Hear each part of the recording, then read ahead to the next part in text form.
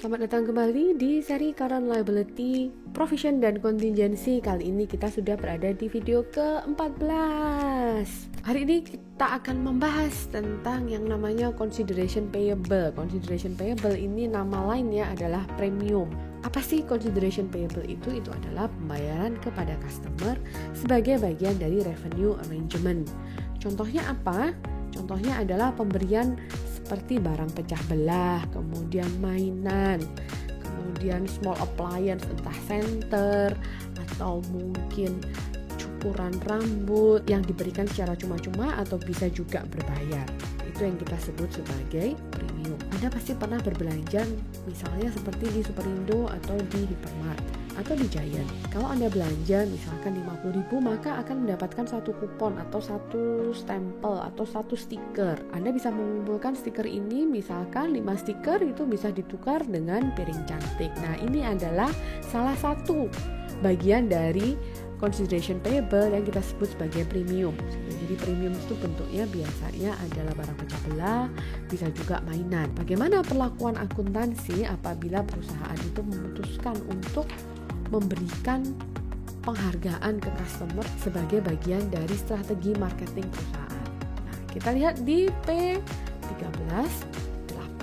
Ada sebuah perusahaan yang jualannya adalah jualan breakfast cereal, namanya adalah Lupton & V. Jadi untuk meningkatkan penjualan, dia memasukkan satu kupon ke breakfast cereal. Janjinya 5 kupon itu bisa ditukar dengan satu boneka tangan. Pada tahun 2020, perusahaan ini membeli 40.000 boneka. Harganya masing-masing 1,5. Dan dia berhasil menjual 480.000 box sereal, yang harga sereal ini per boxnya adalah 3,75. Dari pengalaman tahun-tahun sebelumnya, perusahaan ini mengestimasi bahwa 40% kupon akan dikembalikan untuk ditukar dengan boneka tangan. Pada tahun 2020, realnya ada 115.000 kupon yang ditukarkan dengan boneka tangan.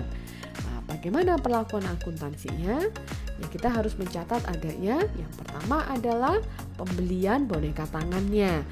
Nah, kita catat dulu, debitkan ke inventory. Kalau dibeli tunai maka kita kreditkan ke kas sebesar 60.000. Dapat dari mana angka ini? Ini adalah sebesar 40.000 boneka yang dibeli dikalikan dengan harga belinya. Kemudian perusahaan juga perlu mencatat adanya penjualan sereal. Kalau penjualannya secara tunai, maka debitkan ke cash, kreditkan ke sales revenue. Sebesar berapa? Sebesar 480.000 box dikalikan dengan harga jualnya 3,75. Kemudian tahun 2020 terjadi redemption, ada customer yang menukarkan kupon sebanyak 115.000. Maka kita bisa menganggap ini adalah expense dari perusahaan. Jadi debitnya adalah premium expense, kita kreditkan ke inventory. Jadi kita mengakui adanya expense, kemudian barangnya, bonekanya diberikan ke customer. Cara menghitungnya, kita punya 115.000 kupon yang ditukar oleh customer, di mana untuk mendapatkan boneka tangan itu perlu 5 kupon. 115.000 dibagi 5 dikalikan 1,5. Ini adalah expense yang diakui pada saat redemption. Apakah sudah selesai sampai di sini? Jawabannya belum.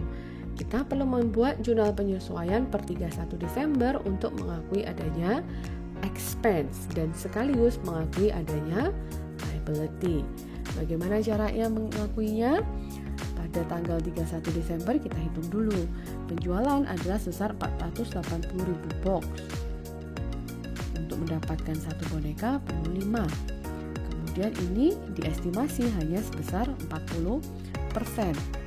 Lalu kita kalikan ini dengan harga bonekanya sebesar 1,5. Nilainya ini itu adalah 57.600. Maka ekspektasi expense pada tahun 2020 sebesar 57.600. Sedangkan yang benar-benar sudah ditukar itu hanya 34.500. Maka selisih dari 57.600 dan 34.500 inilah yang kita akui sebagai expense pada jurnal penyesuaian per 31 Desember 2020. Demikian penjelasan tentang premium atau consideration payable. Kita lanjutkan pembahasan tentang environmental provision di video berikutnya.